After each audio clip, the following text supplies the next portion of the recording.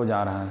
Sir मैं जहाँ पे एसएल लगाता हूँ वहीं से ट्रिगर होकर के फिर से प्राइस ऊपर बढ़ जाता है। सर मैं 4 बार स्टॉप लॉस लगाता हूँ तो 3 बार एसएल हिट हो जाता है। सर पता नहीं मेरा स्टॉप लॉस कोई देख रहा है, इसलिए जब भी लगाता हूँ जहाँ से लगाता हूँ वहीं से हिट होकर के प्राइस घूमती है। तो नमस्कार दोस्तों, स्वागत है आप सब लोग का फिर से हमारे यूट्यूब चैनल पे।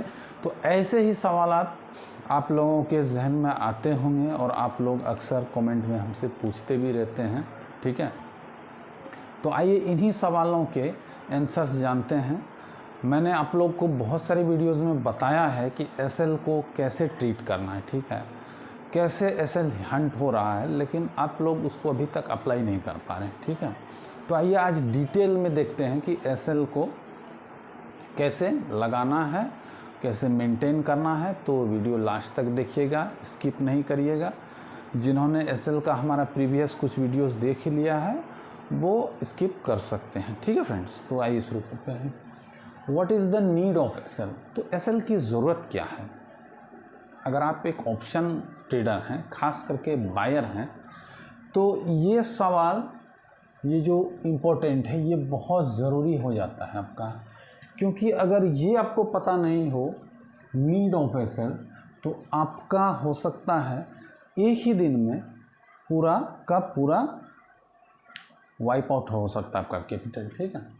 इसीलिए एसएल की ज़रूरत होती है। वैसे हर ट्रेड में ज़रूरी है, लेकिन ऑप्शंस में, ऑप्शन बाइंग में सबसे ज़्यादा ज़रूरत है। क्यों ज़रूरत है? क्योंकि हम यहाँ एक पूरा ट्रेड नहीं लेते हैं। मान लीजिए 75,000 का ट्रेड है तो हम पूरा नहीं ले रहे हैं, यहाँ सिर्फ इसका हम इतना ही प्रीमियम दे रहे हैं, ठीक है, इतना लेकर के। तो अगर इसमें से 2% या 5% हुआ तब तो ठीक है, लेकिन अगर इसमें से 10% मूवमेंट हो जाए, ठीक है, तो क्या होगा? 7500 घटिया बढ़ सकता है, ठीक है। तो ये मेरा पूरा का पूरा कैपिटल चला जाएगा फ्रेंड्स, क्योंकि हमने तो 75,000 का ट्रेड लिया है लेकिन प्रीमियम लिया है 7500, ठीक है। अब अगर यहाँ पे 10% का मूवमेंट आ गया डाउन साइड तो मेरा ये ख़त्म हो जाएगा पूरा का पूरा कैपिटल। लेकिन अगर हम यहाँ 1%, 2%, 5% का एसएल डाल दें तो क्या होगा?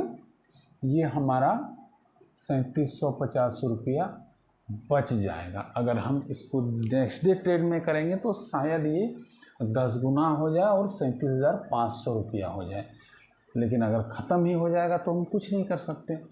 इसलिए फ्रेंड्स एसएल की ज़रूरत है, ठीक है। अब नेक्स्ट जो पॉइंट है, what if trade without SL? अगर एसएल के बिना हम ट्रेड कर सकते तो आपने देख लिया क्या हो सकता है, पूरी की पूरी कैपिटल ख़त्म हो सकती है, ठीक है। तो इसके साथ में आपको इसका भी आंसर मिल गया। थर्ड वन, वेदर एसएल इन सिस्टम और माइंड? क्या एसएल को सिस्टम में लगाना ज़रूरी है या सिर्फ माइंड में? देखिए, अगर आप स्टॉक में ट्रेड कर रहे हैं तो ठीक है, लेकिन अगर आप निफ्टी 50 या खास करके बैंक निफ्टी में कर रहे हैं, ठीक है, ऑप्शंस में कर रहे हैं, तो आपको सिस्टम में लगाना बहुत ज़रूरी हो जाता है। खास करके एक्सपायरी वगैरह के दिन या जब भी एक्सपायरी क्लोज़ होने वाली है, एकदम क्लोज़ है, नज़दीक है, वहाँ पे क्या होता है, वॉलेटिलिटी बहुत ज़्यादा हो जाती है।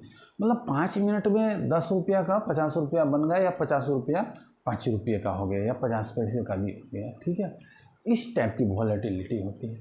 इसलिए अगर आप माइंड में रखेंगे फ्रेंड्स तो क्या होगा, वहाँ आपका कुछ सेकंड्स के लिए, पलों के लिए आपका पूरा का पूरा कैपिटल वाइप आउट हो जाएगा।